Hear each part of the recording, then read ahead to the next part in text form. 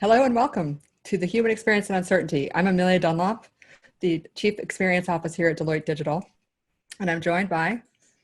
I'm Ashley Reicheld. I lead our customer brand and experience practice and have been studying experience for the past 20 some years. And Amelia, it's exciting to host this with you finally. I know. So guys, if you've been following the program for the last number of episodes, the drill has been either myself or Ashley have been hosting some of our friends and guests. And this time we are super excited to talk to Stacy and Steve, and we'll introduce you guys in just a second. But we're launching the research that Ashley and I and the team are working on next week. It goes live a week from today about the human experience, large quantitative study. And so we kind of wanted to team up a wonder twin this one. And to do so, we brought our guest, Stacy Janiak, who is our Chief Growth Officer for Deloitte, and Steve Goldbach, our Chief Strategy Officer also for Deloitte. So thank you guys so much for joining. Thank you. You can wave and say hello. Thanks for having us. Okay, so Ashley, how long do you think we've known Steve Goldbach? Just about as long as I've been studying experience, maybe even slightly longer. So like about 20 years then? What do you think? 20 years. We were all young. We say 20 years. We were all young management consultants in the New York office. I had a lot more hair. Super. Okay, so let's jump right in. I sent you guys over the weekend that article where we saw how the human experience, growth, strategy, I feel like is all starting to come together, which is why we're super excited to have you. And we're seeing companies like Delta Airlines take a more human approach, the whole no middle seat, and why they think that's a really good approach for their customers. I'm curious, in your roles respectively, what are you seeing and how the human experience is coming to life? So Stacy, why don't you start? Sure. So in my role, it's all about our clients. And what we're seeing is it's about the humanity of the organizations that our clients are responsible for. And so we're trying to be really cognizant of that as they approach, the issues of the day. I mean, our clients are humans and they're dealing with the issues of both their employees, they're dealing with the issues of their customers, and trying to make sense of it all. I was on a call with the CFO of a Fortune 200 company earlier this week, and we spent half the time talking about the business, but half the time talking about the people and what they were doing for their people, the equity or lack thereof in some of their frontline workers versus their back office workers. And so it's a really critical element for us to connect with our clients and help them navigate these issues right now. Super. And Steve, what about you? Well, for me, it's as I take a how do we compete to win in the marketplace point of view. When this crisis hit, it was first and foremost about how do we make our employees feel safe so that we can continue to deliver for our clients. So as we virtualized, 100,000 people in the firm, that was all about creating a safe way for them to work. And we had to understand the unique human experiences that all of our people have, whether it's how they get work done in a crowded Manhattan apartment with roommates, or how they might be doing work in a different situation in India with multi-generational homes. Each of our people has a different experience, and we had to figure out what were all the different kinds of experiences that we had to adapt for to enable our people to continue to do great work for our clients. Yeah, no, Steve, I like you talked about the fact that there's a lot of different human experiences happening right now. And I should have told our friends who are joining us today that I'm going to ask a couple questions, but please feel free to add your questions in the Q&A. We will get to those at the end. But one of the things that we discovered in our research was that we all fall into three different types of clusters. Some of us are the more sort of protectors who are kind of much more concerned about health. I know Ashley is smiling because I know she falls into that category. And kind of health consciousness and making sure, that kind of how we protect our families is so important. On the other hand, there's more of the kind of prevailers who are much more concerned about economic recovery, kind of much more feeling about the personal freedoms. And then in the middle that is a bit more balanced is the pragmatist. So what I want to do is, this is some of the research that we're previewing, but first, kind of Which of these clusters do you guys identify with, and what are you seeing for our clients? So maybe Stacy, back to you. Sure. So I'm definitely a pragmatist, so very Me balanced too. on how we're approaching this for both my family and as I think about it with respect to our work. But what's interesting is whether it's our organization or our clients' organizations, there's someone from every cluster that you have to consider. And so we have probably over half of our largest clients right now have re-entered their workspace or have plans to do that in the next 3 months. But it's interesting to watch them go about that because they're not forcing people necessarily back in. They're allowing for some individual choices in what people are comfortable with. And so I think that speaks very clearly to this, notion of these different segments of the population and the need to be responsive to each of them. That makes sense. But so Steve, Yeah, what are you?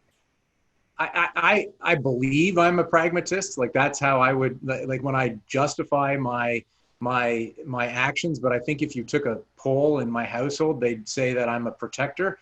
I, I think the biggest issue, and I know that the data has highlighted a lot of the lack of trust that people might have. And so when I feel like I'm being pragmatic, I want to make everything discussable because I want to put stuff at the forefront and say, okay, do we think it's okay to do this activity? Do we think it's okay to do that? And usually I feel like I'm being pragmatic by saying outdoors is good, lots of social distancing is good, maybe indoors, let's avoid that kind of stuff. And I feel like that's being pragmatic.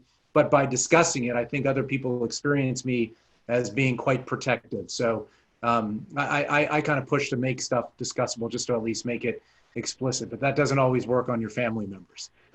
Totally. Nothing wrong with being a protector, Steve. I think it's a great role. You're as somebody who literally squirts hand sanitizer onto the folks who visit us anytime somebody walks through the door. Nice, nice. Okay, so then the other thing that we found in our research were three themes, and Steve, you already kind of started to hit on them, but themes around the kind of the need for trust, themes around safety, and themes around connectivity. So we thought we might talk about each one in turn, and Ashley to kind of kick us off to talk about trust. It's one of my favorite topics. Thank you. I know it is. I feel you have something to say about it. This is why we do this well together, Amelia. We can pass it through. So trust has bubbled up to the top as one of the most significant issues we see for companies today. It's important because most people are paying attention to how companies are treating their employees. In fact, 82% will more frequently go to businesses that they think are taking good care of their employees. So it's important for customers. It's important to watch employees being taken care of. But at the end of the day, there is a significant lack of trust. In fact, I would go so far as to say that trust is fractured. 60% of Americans don't trust each other to socially distance effectively. And when you ask people, who do you trust to tell you when it's safe again? Businesses are next to last with 4% of people trusting businesses. So the statistics are pretty dire. We know that trust is incredibly important for driving profitable growth and for driving value. And yet companies don't seem to share in that. This is important for Deloitte too. So Stacy, what's your thinking on it? How do we see rebuilding trust for Deloitte? So when I saw that statistic of 4%, the first thing I thought about was that we and just companies in general, business in general, have an incredible opportunity right now to restore trust, to build trust. And that's not something that you can just claim and it happens. You actually have to earn it. And so I think the actions that companies are putting behind the commitments and the words that they're using are incredibly important right now.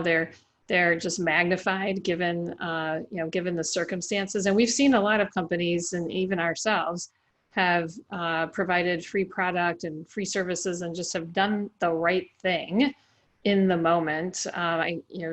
Steve was talking about our focus on the safety of our people, and we were very internally focused when the pandemic really hit. But we very quickly turned to our clients to just give them the best practices, or we'll say practices. I'm not sure they were best, but share with them what we were doing to say here's everything that we have thought of. Have at it. Use this to the extent that you would like to.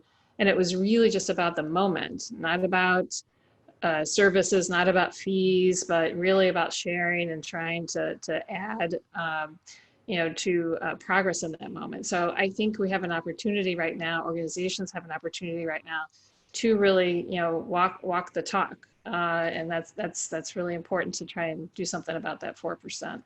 Yeah, Stacy, I mean, I think that one of the choices I feel pretty proud of that we made as Deloitte was giving all of our 100,000 employees the choice of when or not to return to in-person work as the some economies started opening up and there was opportunities to return to some of our client sites or some of our facilities. We felt like there was not a place for us to get in between someone's individual health choices. And there was no way for us to say, well, this is right for some, or this is right for others, or determine the right level of risk tolerance. So we just said, everybody's going to choose. And what we're working really hard at now is to make sure that all the incentive systems, I like to use the term management systems that we have inside Deloitte, reinforce that no pressure, it's your choice policy, because sometimes within organizations, you can say things, but people, believe them or not to some extent. So we're trying to reinforce that in many different ways. Yeah, I mean, one of the things I think about is that trust is so fundamental to have the human experience, right? And so to have that sort of breakdown in trust, and whether it's sort of human to human, it's kind of human to organization, it's going to be really important how we rebuild that trust. And I think related to that is the next theme around safety. So Ashley, do you want to tell us a little bit more about what we're learning about safety? Yeah, I mean, these days they're interlinked. Trust and safety go together right now in the middle of what we're seeing. And when you think about how people want to see safety, 85% of people want to see visible mechanisms around safety. In fact, one of my favorite statistics from our research was that for hotel guests staying overnight, almost half, so almost 50% of hotel guests would prefer to clean their own room than have a maid do it. And imagine, these are folks who are used to going away to hotels to get rid of all of those duties. So to have 1 out of every 2 say, I'd prefer to clean my own room because I know it'll be safe, is a pretty big deal. So safety absolutely is a critical driver of trust today. Steve, how are we thinking about addressing safety for our own workforce? Yeah. So first and foremost, we have been remaining primarily virtual, with the except of some of our work that absolutely needs to be done in person, where we are performing essential services. We have been a virtual organization. For us, that was a fairly easy choice. We are able to do a lot of work virtually, and it's the right thing to do for society. So we're not putting a strain. We're not acting as spreaders. So that was the first and foremost level of safety.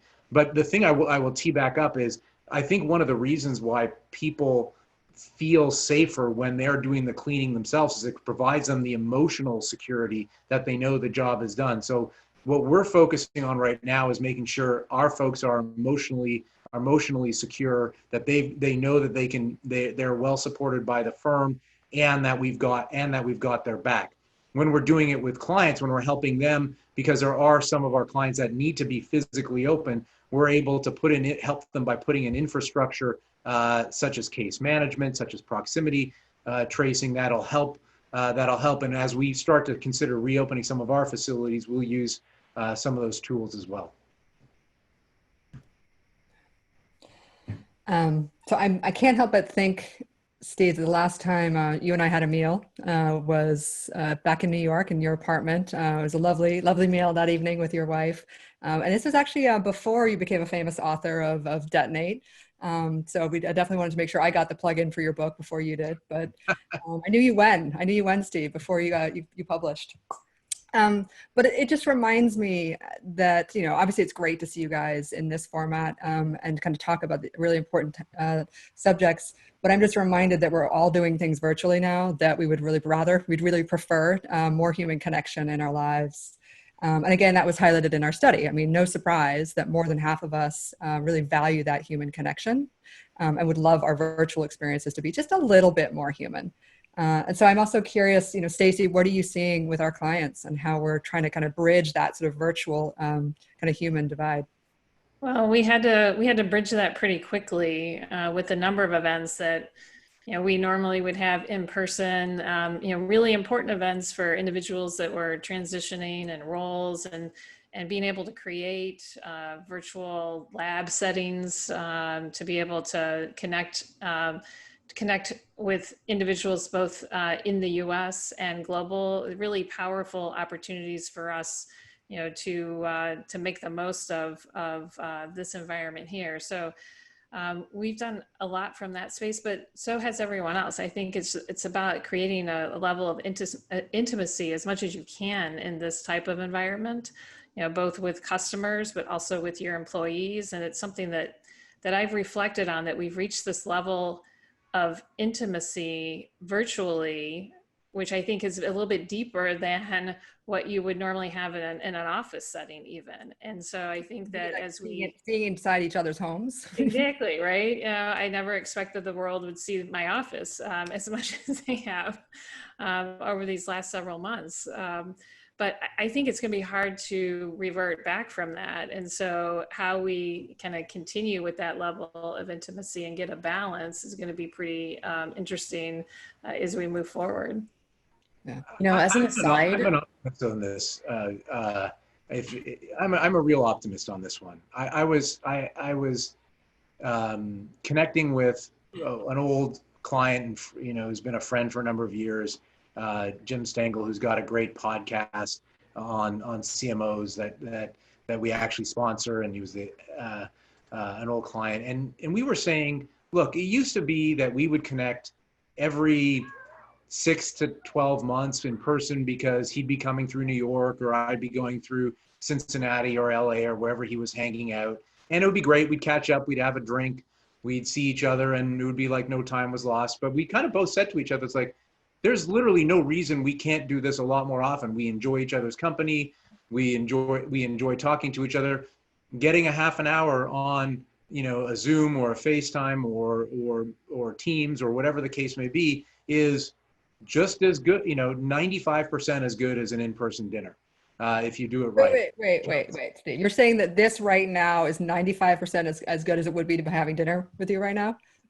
If you make it happen, because I think the thing is, ask yourself, how many of the people have you caught up with that you hadn't caught up with in years because of the pandemic, that we're now all of a sudden able to, we're just, oh yeah, there's no reason why we wouldn't catch up. We can't all leave our homes. So we're going to connect with all those people that we love and that we miss when we were just waiting to go to see them in person.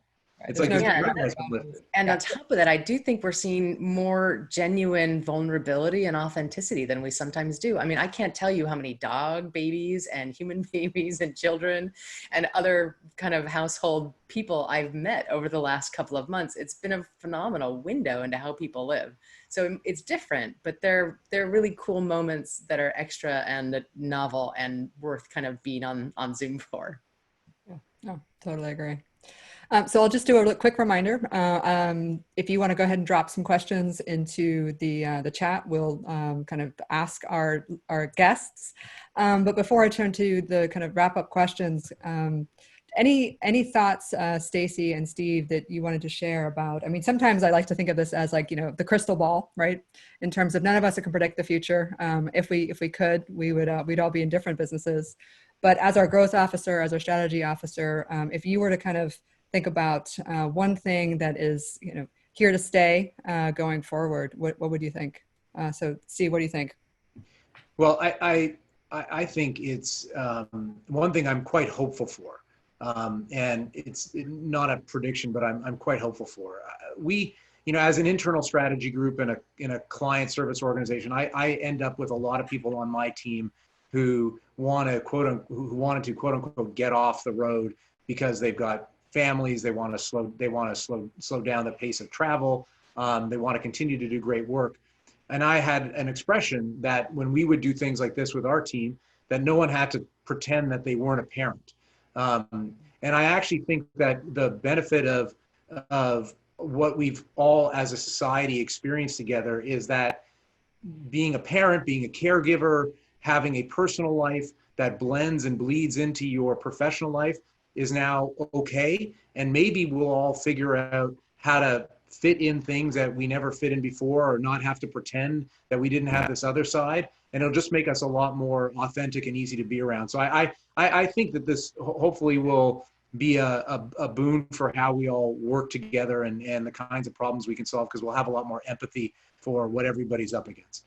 I love that, Steve. I love the idea that it's that breaking down the barrier between the professional self and the personal self, and hopefully that we take with us. So, Stacey, what about you? What do you see sticking around? Yeah, I'm going to take that maybe a step further. So back to this notion of intimacy, that's been intensified, and what we know about people that we didn't know before, whether that's our customers, our colleagues, our employees. I think it raises the stakes, when it comes to building and strengthening trust. So I think the game around trust is going to look a lot different going forward than it has coming into this pandemic. And so I would encourage everyone to think about what you're doing to build and sustain at a kind of a new bar, I think, that's been set for that. Super. Ashley, any thoughts on that, or should we start looking at questions? We should absolutely move to questions. My thinking around what I'd like to say is that level of vulnerability that we're starting to see from people, both from the client side and on our professional side. We see it from our individuals throughout our Zoom calls. But, I've also found myself in a position where I can help clients more because people have a need that they can't get around. And because our mindset is always putting client value at the center, it's put us right in the sight of helping people in ways that I think are more meaningful today than perhaps they were in the past. So that level of vulnerability, I hope, continues, because I think it makes relationships deeper and builds trust faster. So, you guys are talking my language. We've got vulnerability, we've got intimacy, we've got empathy. So that's awesome. Look at us. Okay. So my friend Emily has been putting some of our information into the chat. Emily, what kind of questions should we start with?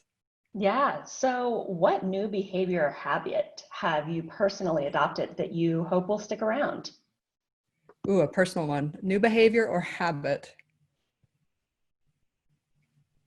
I'll go if that helps. Sure.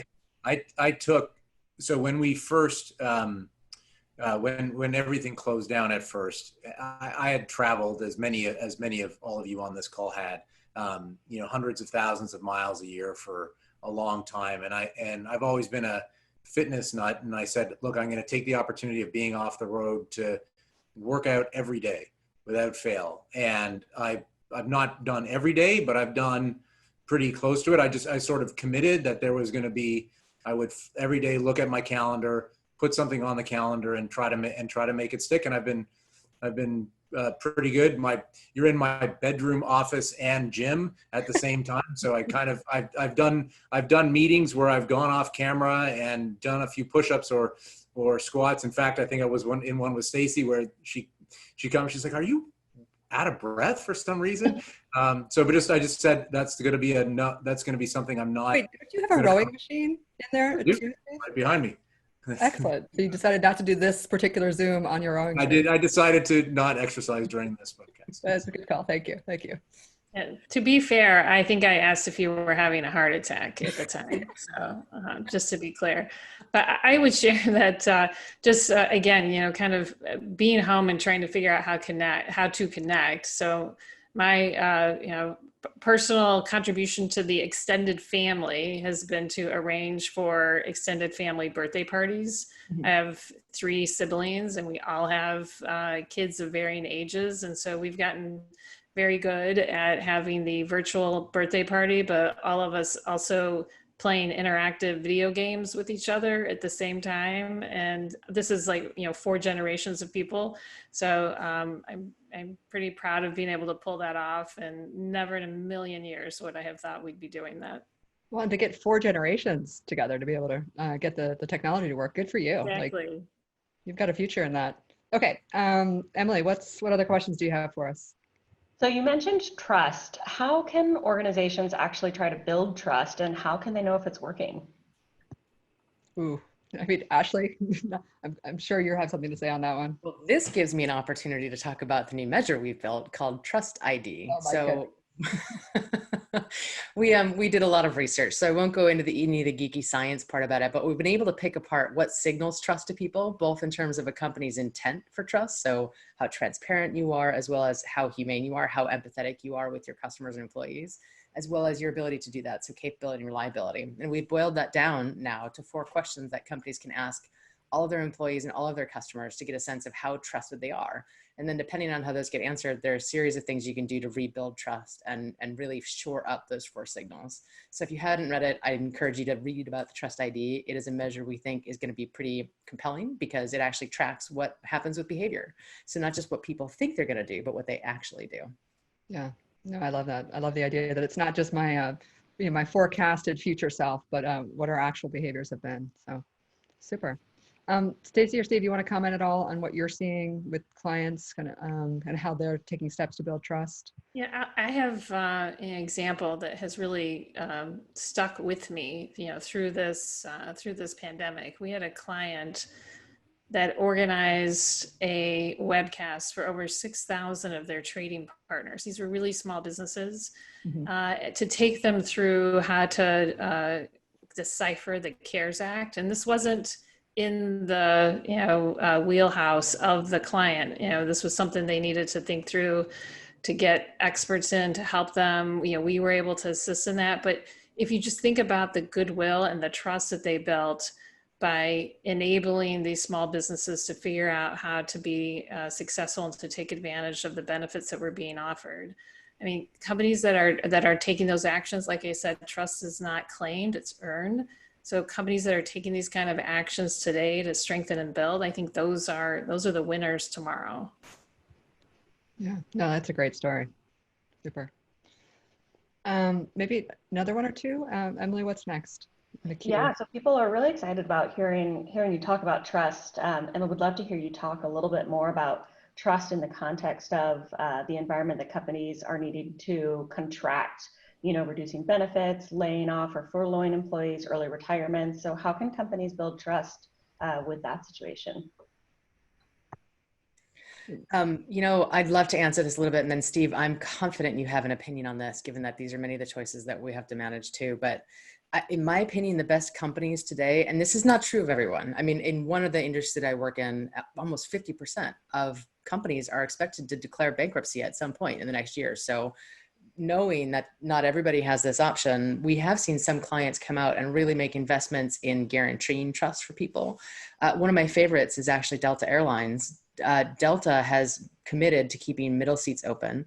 They have a very substantial list of safety activities that they've provided to make sure that we all feel safe coming back.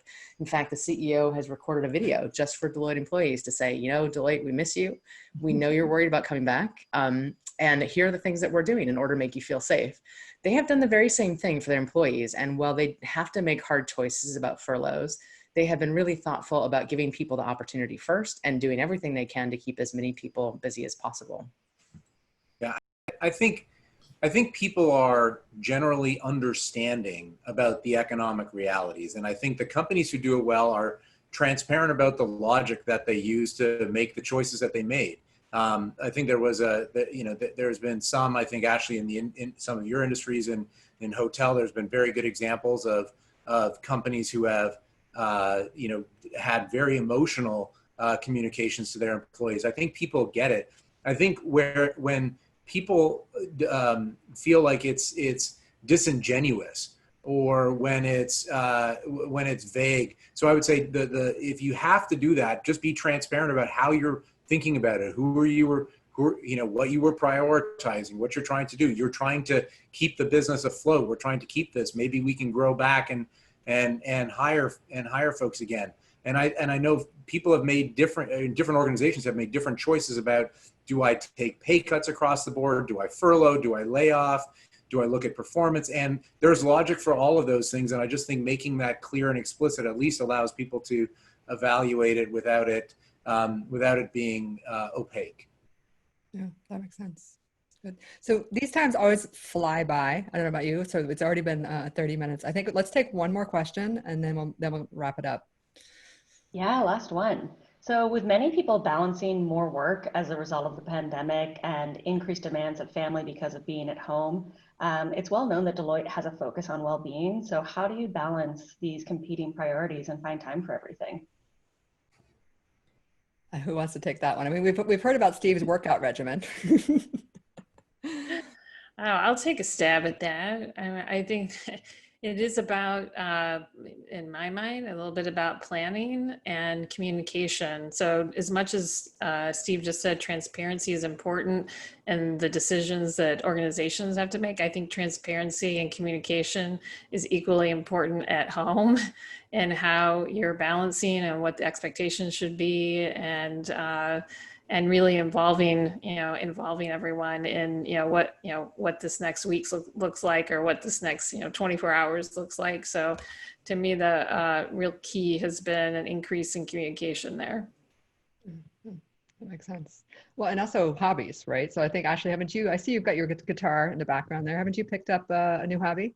I have. So I have started learning how to play guitar for my kiddos who have decided that they love singing and strumming. So building music is a passion. I threw my back out this weekend building a rabbit cage.